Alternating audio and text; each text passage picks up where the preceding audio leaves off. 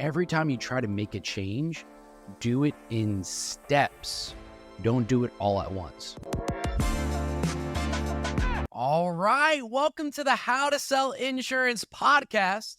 We are back this week and excited, as always, to have with me these great co-hosts, the Mr. Ryan Federico. Oh, yeah. Coming out of California there, and Mr. Grant Lieber from good old Arizona. Yes, sir. Well, guys, we have a great episode this week. This week, we're going to go over hacks for working remotely. A lot of us in the space now, we don't really go out in person and see people. Hey, maybe if you're doing like direct mail, final expense, maybe that's a lot more in person. But most people, even in that market, are now doing everything remotely. Kind of like how you're watching this podcast. You're sitting on your computer, on your phone somewhere, watching this or listening to this, and you're not physically in person, seeing us. It's the same thing now with sales. A lot of us are doing things via Zoom, Google Meets, Microsoft Teams, whatever it is you like to use. Or even some of us are doing things over the telephone. So we said, what's the best way that we can help you be more efficient in that? So we are looking forward to going over that this week. And Ryan, I'm going to kick to you first. I feel like I learned a lot in the beginning, especially remotely, about how to do this when I came in from you. So what would you say is maybe the top one or two hacks you can think of how to work remotely?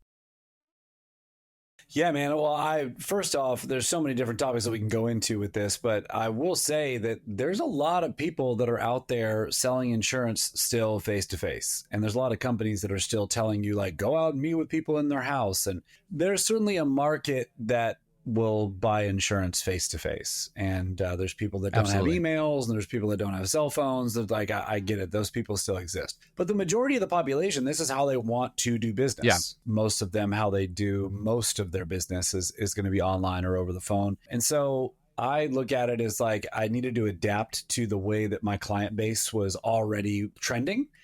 And, some of those things it was a little bumpy ride in the beginning. We had been using Zoom already for a while. We had been running all of our agency meetings and things like that on Zoom. So It really wasn't that big of a deal to get people on Zoom. And especially when the pandemic happened and people were, all in lockdown and stuff like that, they got really familiar with using Zoom. I remember something that you just said really kind of sparked it in me, where you were like, Zoom or FaceTime or Microsoft Teams or whatever. I remember just finding the way that I could get visually in front of the client. Yeah.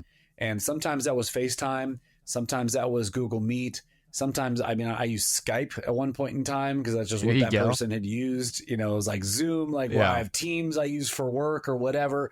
I had to learn that most of our communication as salespeople is nonverbal. Yeah. We get a lot from expressions. We get a lot from hand gestures. People build trust when they visually see you. And so if I'm only doing appointments over the phone, it's that much more difficult for me to build trust with, my clients that are on the phone with me. So I needed to get people visually where they could see me, so they knew I wasn't in some, boiler room stealing their credit card info, or something like that. Yeah. And so it was like finding a way to make that happen. It was my responsibility to learn Microsoft Teams. It was my responsibility to learn how to use Google Meet. It was my responsibility to learn how to navigate somebody into getting me on video on their phone, or something like that. And that became the main way that I met with clients, was all visually. They could see me. Yeah. Now progressing, I think I see probably 30% of my clients on video and 70% of my clients I'll sell over the phone. But I think that was one of the big hacks, was learning each of the platforms and not having to be so rigid to like only Zoom. You know what I mean? There's a lot of ways to meet with clients visually. Yeah. So if you're keeping track out there, hack number one, whatever platform you want to use, learn in and out. You don't want to hop on that platform and you need to share your screen and show them something. Hey, if you can wait just like 5 minutes, I'm going to figure out how to share my screen. Learn what you need to do. Maybe you're in Zoom and you like to use the whiteboard feature and you like to draw things out or type things out for them to see, whatever the case is. Learn that platform in and out. For me, I just learned one. It was Zoom. That was it. I didn't need to go learn, because I just say, hey, this is the way I do it. Like when my doctor wants to meet me for telehealth, because that's how I still meet my doctor, then I go, hey, which platform do you want to use this week? Or, hey, here's the platform I use. Click the link. You can't figure out, you can call me, I'll walk you through it. but this is the link we're using this week. Or maybe you're like Ryan, like, hey, what's the most comfortable for you? Do you like Microsoft Teams, FaceTime, Skype, whatever the case is? But yeah, like you said, getting in front of people was so key, especially for new people. And that's hack number 2 that I think is if you're starting, maybe you are doing in-person sales and you're trying to go in virtually, or maybe you've never even done a sale before. But if you're starting, getting in front of people visually is the most important thing. I just had a new agent that they tried to do telephone, and they were absolutely atrocious. They weren't making any sales. They maybe made 1 or 2 out of 10. But then when they moved to virtual, when they moved to visually, they now run 20 to 30 appointments a week that they're sitting with.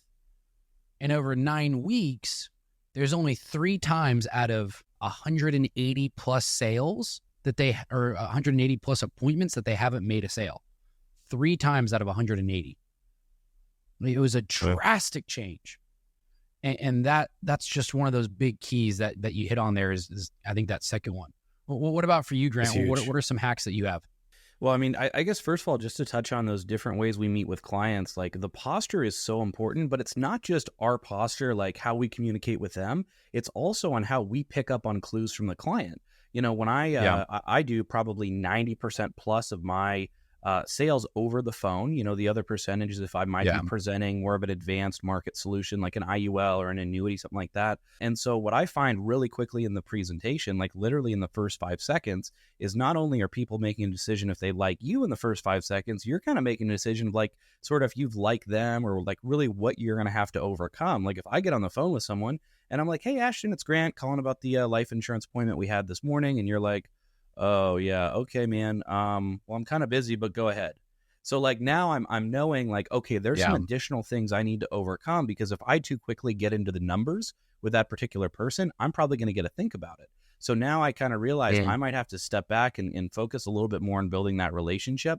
And I would say one of the keys that I have to being able to build strong relationships and strong posture over the phone is making it really relaxed, making it really comfortable, bringing the barriers down when we're having a conversation so that they feel like I'm like an old friend of them that's like, hey, man, what's up? You know, let's talk through this. Hey, if it makes sense, great. If it doesn't, that's cool too.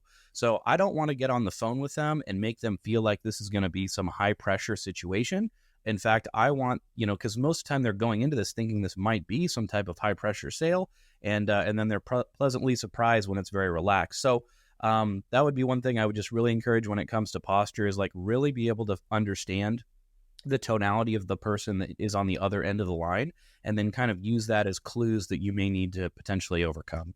Yeah. I would just throw out one thing that I've heard Grant do, and this is so important when you're on phones, you know, making phone sales. And for a lot of new agents, you're going to start here, and it's like it's the path of least resistance. It is not the path that you should be choosing. You are going to benefit from you being able to see the client and then being able to see you if you're new in this business and you haven't had years of experience. Grant, all 3 of us ran years of appointments in home with people and sat down at their kitchen table. We know what voices sound like, and we can picture what people's facial expressions are, and we can picture their posture, where they're sitting and how they're responding, and we can pick up on those cues that you probably can't pick up on yet because you haven't done it enough. And that it can be challenging if you're just jumping into the deep end going, I'm just going to do phone sales because that's what everybody does now. It's more challenging. So, you know, some of the things that Grant talked about, when you're doing a phone sale with somebody, it's critical that you know that they're engaged, and it's critical that you get answers from them. You keep them talking, right? So, hey, what do you think about that? What's your opinion on this? Hey, when I say something like this, how does it make you feel? What was your main concern? I'm getting them engaged and making sure that they're participating in the conversation. They're active, they're paying attention.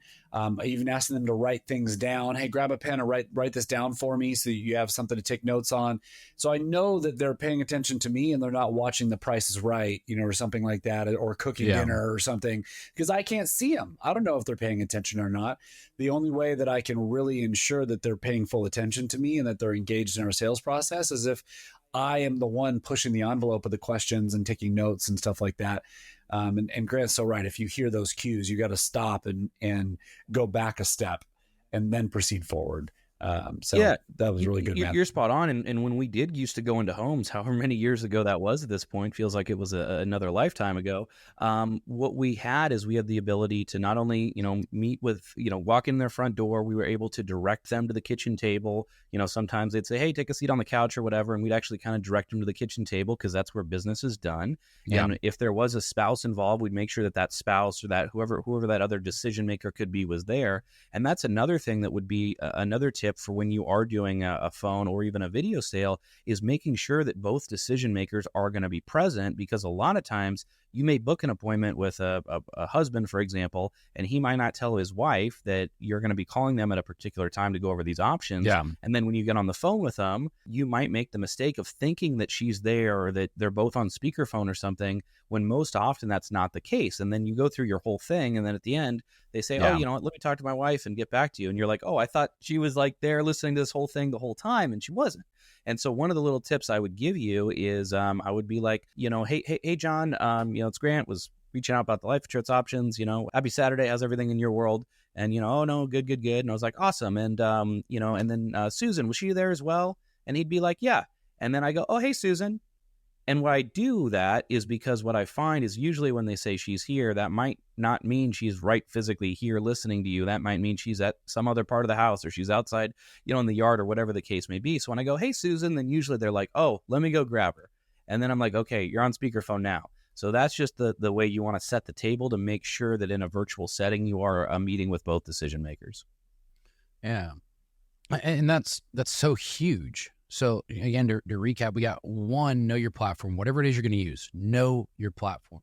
2, get visually in front of them, not just auditorily, visually in front of them, especially if you're starting. 3, be natural.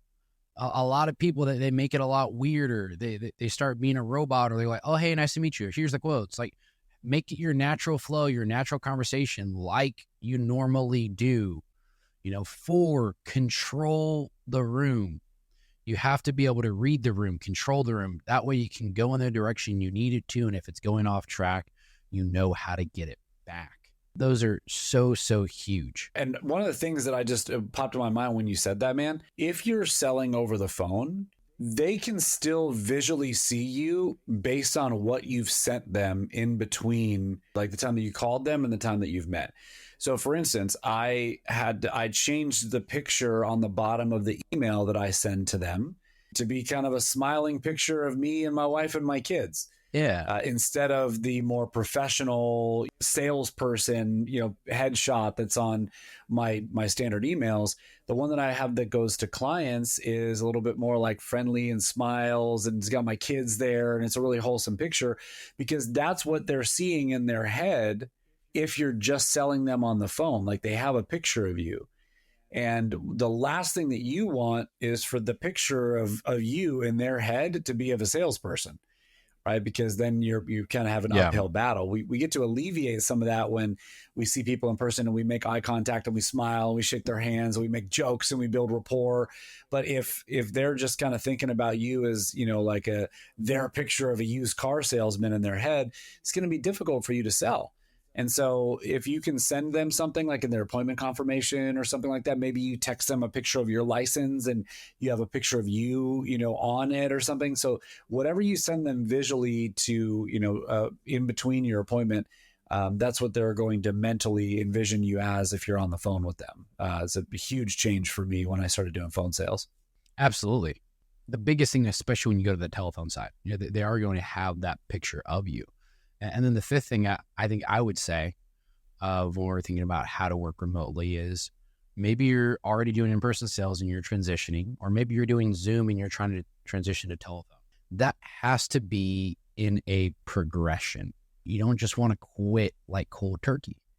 And that's where a lot of people go wrong. They try to get into a different way of selling than the way they're currently doing now. And then they don't make a lot of sales. And they put themselves out of the business. So when you're doing that, start by incrementally adding in that new type of sale. So when I was in person going to virtual, I still did my, 12 to 15 appointments in person a week, but then I added in 5 over Zoom. And then I did that for a week or 2. I said, all right, do I at least have the show rate I wanted, which was at least 60% virtually?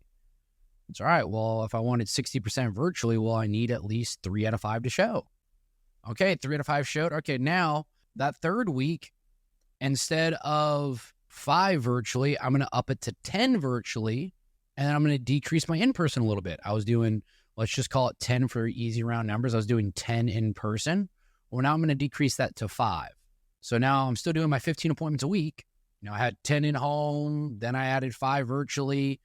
Well, now I'm doing more virtually. So that way, in case something goes wrong, then my show rate goes backwards. I don't make sales. I'm not closing, whatever the case is. I still have those for sure in-person sales.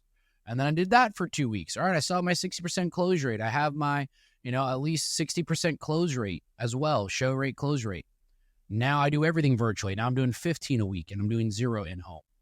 But if I ever had a regression, like I went that third week and I was, all right, now I got my 10 and only 3 people showed up. It's like, whoa, okay, I'm missing something.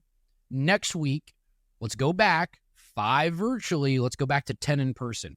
So that way, while I'm learning the kinks, trying to get everything out, that I still have a steady income. Maybe I make, a couple $100, maybe $1,000 less a week than I was if everything was in person. But that's the thing of learning something new. And you do the same thing virtually. When I went from virtually to telephone, it was the same progression. When I first went to telephone, I actually kept track, and I talked to a good buddy of mine, Andrew Jimenez, trying to get this figured out. And I went over 50 appointments without a sale in 2 weeks. The most I ever went, I never went, if I booked 15 appointments in a week, there was never a time I didn't sell at least 12,000 in volume. And here I was 2 weeks. The first week I did, I think it was like 10 or 15 appointments. And then the next week I booked 35 appointments in a week and didn't make a single sale. And then I had a bunch of one-call closes in there I didn't track, and I knew I had at least 10. So that's where we got our 50 plus. So I had 50 plus appointments on brand new leads. I'm paying $60 plus a lead, and I didn't make a single sale because I went everything to telephone. And then I went back to virtual after 2 weeks. That next week I went out and did, I think it was like 8 or 10K. I was like, I just went back to Zoom until I had it figured out. And then I had that incremental change in order to not lose all this money like I was losing. So every time you try to make a change, do it in steps. Don't do it all at once. And I think it's, I was sharing with somebody this morning. It was like, I wanted to start getting up earlier, right? And so I wanted to get up at 4:30. That was sort of my target time. But like I was getting up at 7. So I didn't just jump in one day and go like, I'm going to get up at 4:30 today. I would have been tired by 12. I would have been falling asleep. So I went back to go, okay, I'm waking up at 7 every day. I'm going to wake up at 6:45 every day. And I moved back 15 minutes until I was comfortable. And then it was like, all right, I'm going to go back to 6:30. Then I'm going to go back to 6:15. I'm going to go back to 6. I'm going to go back to 5:30. And eventually I made it to 4:30. And now it's just routine. I wake up at that time every day. And it's exactly what I want. And it's kind of the same thing here. It's like, hey, I'm not just going to switch over and do cold turkey. I'm going to mix in 2 appointments, 3 appointments, 4 appointments. And it's such great advice, man. And so there's a lot of people that maybe they're new to the industry. They're watching this video and they've never even worked from home before. Remote work is its own animal, right? And I know everybody wants to work remote, and the idea of not having to sit in traffic and go to an office is sexy and is fun, but it's challenging, right? Because you are in an environment where there's a lot of distractions. My refrigerator is downstairs, right? The things that I play video games on are right here. My TV and my bed and like all the things that are really attractive that I typically don't have in a work environment that allow me to focus on work are now in my work environment. Yeah. I have family, right, that I normally wouldn't see because I'd be in an office. But now when I'm at home, they want to ask me questions and they need me to do stuff. And I'm getting pulled in all these different directions, and it can be really difficult to find a balance of consistent work when you start working virtually, when you start working remotely. And that's why a lot of companies have like to move the mouse around every 5 minutes or to prove that you're still working, or whatever, because they know that people will get distracted. So if you're in an industry like ours and you're your own boss, you own everything. Nobody can tell you when to work and where to work and how to work. Well, how do you balance you actually having like specified work time? For me, I had to get my family on board.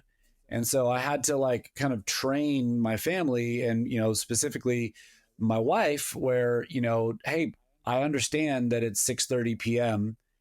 and I'm here. And I get that for years, me being home at 6:30 p.m. meant we were going to, hang out and watch a movie together. We were going to eat dinner together as a family. We were going to play a board game. We were going to go out on a walk, go to a park, go to the pool, like whatever. But I need you to treat this as if I was calling you in the middle of your workday at like 1 p.m. and you're sitting in your office and I'm like, hey, I need you to go to the store and get something. I was like, you'd look at me crazy. You'd be like, what are you talking about? I'm at work. I can't go to the store and get you. Are you out of your mind? It's like, I need you to think about this as the same because this is me being at work right now. I'm just at home, right? This is the same thing. You're taking up this time that I need to be working with clients. And so really helping my family to know the times that I was going to be available, the times that I wasn't going to be available. And one of the biggest things was actually sharing a calendar with my family so they could see the times that I have blocked out on my calendar specifically for them.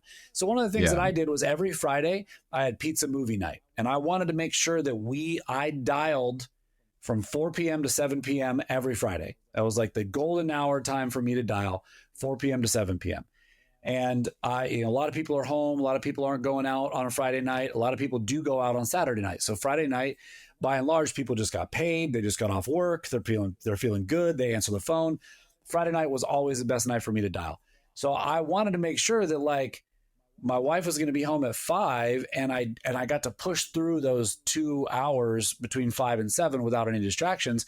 So we planned pizza movie night, and every Friday, 7 p.m. is on the calendar. My wife would order pizza, and at 7 p.m. after I was done with my calls, I would shut out of the office, down on the couch. We'd have pizza movie night as a family, but they knew that there was that time allocated in the calendar. I had got my wife involved in helping, facilitate that to happen. And I had an uninterrupted 4 to 7 p.m. time dialing because of it. And so figuring out those little things of how to enroll your family and how to put things on your calendar that keep you consistent and working are huge. Like I have my own office. Maybe you don't have your own office, or maybe you need to find a Panera to work in, or you need to go to Starbucks or something like that, because it's going to help you stay focused if you're outside of your house for a little bit. Maybe it's a co-working space and you get like a co-working space in your area. Maybe you go get an office. I don't know, but find a way that you can be consistent in your environment. Otherwise, remote work isn't going to work for you. I think having a dedicated workspace is so crucial, because one thing you might not realize is like when you go into certain places, you are mentally kind of prepared to do certain things. When you walk into the kitchen, what are you prepared to do? Open up the fridge and look at something to eat, right? When you walk into your bedroom, what are you preparing to do? Go to bed, right? When you go into the living room, what are you prepared to do? Watch TV. And so if you have a dedicated space that you can allocate towards I'm getting work done when I'm here, then it's going to make it a whole lot easier to be able to separate you being able to work, even though you are at home or you're working virtually. I've got my office here. When I step into my office, I know that that's where I'm going to get some work done. I'm going to do some calls. I'm going to be productive in my business. When I step out of that office, that's where, that role might change.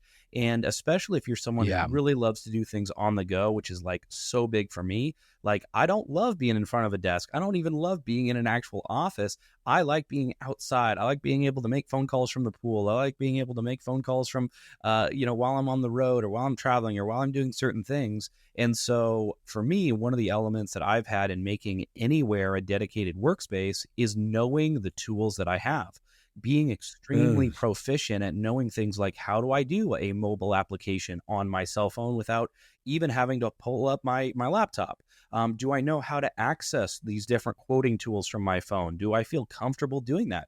Maybe you're not someone who feels comfortable using your phone to do all those little things, and maybe you want to invest $300 in an iPad so you can have that to use. So you have to think about, what are the ways that you most effectively work? How can you create a dedicated space, or at least teach yourself how to make wherever you are a dedicated space because of your ability to quickly and concisely access the tools that you need? And then also, like, how do you stay organized? Do you have a metric for keeping notes on all of your clients. When I'm talking to a client, I got my little notepad, my notes tab on my phone that I pull up and I take notes about their health conditions and what they said to me and what coverage we're looking at getting. And then I have a system of logging that sale and putting it on my whiteboard and sending them out a follow-up card. So you just need to really have a clear and defined process and take this thing seriously.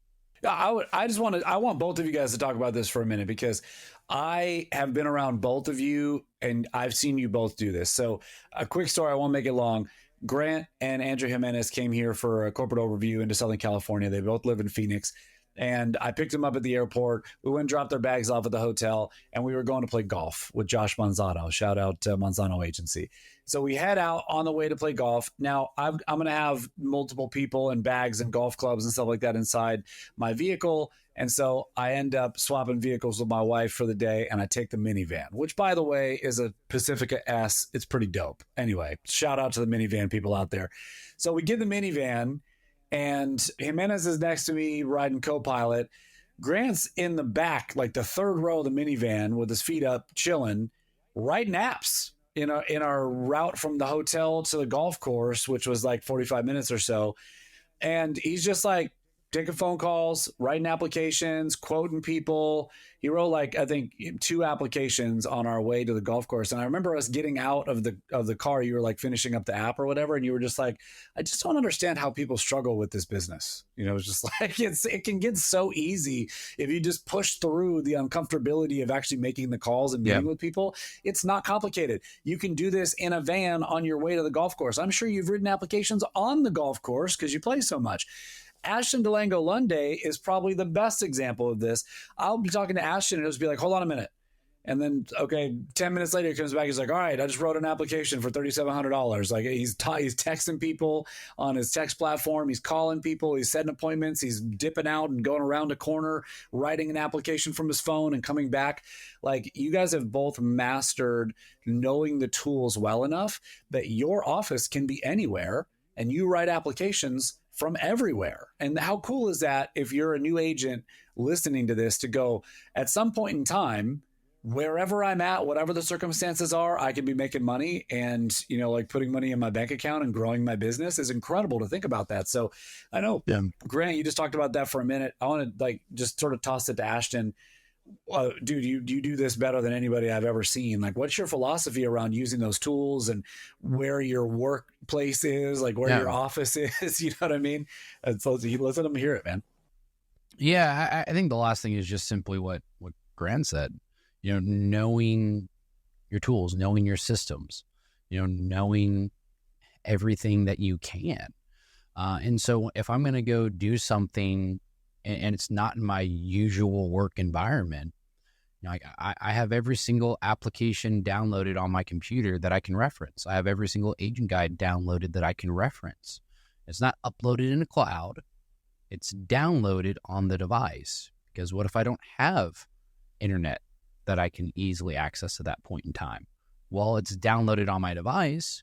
I like to use OneDrive because, the free storage typically doesn't outdo anything you need in that arena. And I can still download it on my device. So it's in a cloud and it's downloaded, but I can access that at any time to help. And especially when I was doing in-home appointments and I might be way out in the middle of nowhere. So having those things downloaded easily to reference is huge. And then I know where everything is on my laptop. I know where I can go. If I need to run a quote, I know what website to go to. I know what app to have downloaded. So just having those things downloaded and ready is key. If someone gave you, here's this person's health, here's this person's whatever, you need to know, hey, off the top of my head, I might not know the answer, but I know if I go here, here, here, I will have the answer. If you don't know that, then you don't know your craft well enough yet. And you need to.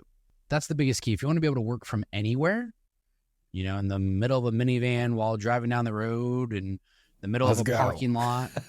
I've had my computer, I put it on the hood of my car, and I ran appointments. Like, are you in a parking lot? Yeah, I am. I was out to dinner with the family, but hey, I wanted to, still get this done for you, so I can't walk out here. Wasn't that in Atlanta? It was in Atlanta. We were at the Buffalo Wild Wings in Atlanta, and you just like busted out your laptop on the back of your car, and just we were all watching you from inside, and we were like, "What's Ashton doing? Oh, he's writing an app." Like, how sick is that? If you know your craft well enough, noise canceling headphones, right? Voice isolating headphones. All of us use them, where we can be in a louder environment and still communicate with a client directly. Man, it was so cool to think that we could be anywhere and do this, and you've proven it. Grant, anything to add to that? Yeah, I think there's you might be a newer agent and you're hearing this and you're saying, okay, well, I'm just gonna, get up and running, and day one I'm gonna be, driving down the freeway on my motorcycle, run an appointment, writing a policy while driving. And it's like, okay, so let's maybe back up just a touch, because we want to let you know kind of, how we've been able to build a model to do this. And I think the first thing comes with having a big pipeline. Like, that's the first thing. Like, you got to make sure your resources are right. You got to make sure your appointment setting is there. Like, you got to make sure that you have all of the top of funnel kind of things to set yourself up to be able to do this. And so the way that you decide to work, whether that is in a dedicated workspace in front of a computer and you kind of have some set hours that you work, or whether it's maybe more of a go with the flow, I'm going to be kind of out and about, and, maybe some people define work-life balance by, hey, I'm going to work from, this hour to this hour, and then I'm going to relax from this hour to this hour. The way I personally kind of define the work-life balance is like, I'm going to take a lot of little breaks throughout the day, and I'm going to kind of work from anywhere and do certain things. Like, I might be out, at lunch, and I might have a lead that comes in. I might need to step outside for 4 minutes to book the appointment for later that day or tomorrow. And then I'm going to go back in and do my thing. And some people define work-life balance in that sense, and they like that. And some people would say, well, when I'm out at lunch, I want to be out at lunch. I don't want to have any of those distractions. I don't want to maybe stop and take that breaks, and that's okay. And then the last thing I would just say about it is, like, make it fun. Yeah. The ability to do what we do from anywhere is so cool.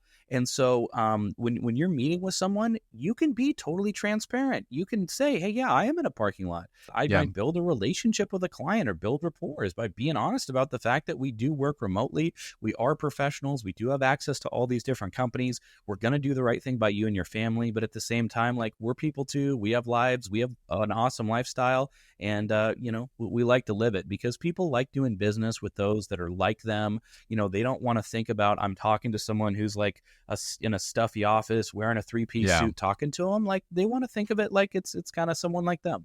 Yeah, man. Navy SEALs are Navy SEALs because of their level of training and preparation.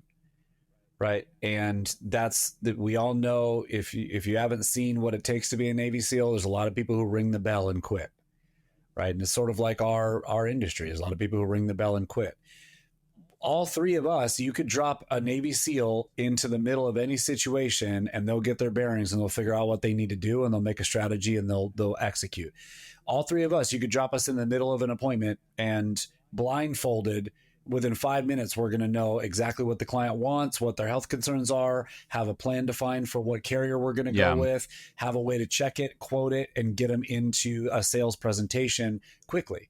If you're not at that point yet, all it is practice and preparation, right? It's you just having repetition, practicing a little bit more, getting a little bit more prepared, and getting to the place where you can also be dropped into any situation and figure it out. And I think that's one of the main differences to being able to work from anywhere versus having to work from a defined environment where you have an hour to research every appointment and figure everything out, and all of your files are neatly organized and you can flip through whatever, versus I know that I have the skill set to figure this out anywhere at any time. So it's such a great topic, Ashton, and take us home, man. Thanks for bringing this one up, man. Absolutely. Yeah, to recap, to make it simple for you: 1, know your platform. 2, get in front of them visually. 3, be natural. 4, control the room. 5, make those changes incrementally. 6, that consistency with your schedule. And 7, know your tools. Those are your hacks for working virtually, working from anywhere. Well, guys, so glad you joined us for this episode, and excited to see you for the next one. And go out there and have a great week, and go help some families.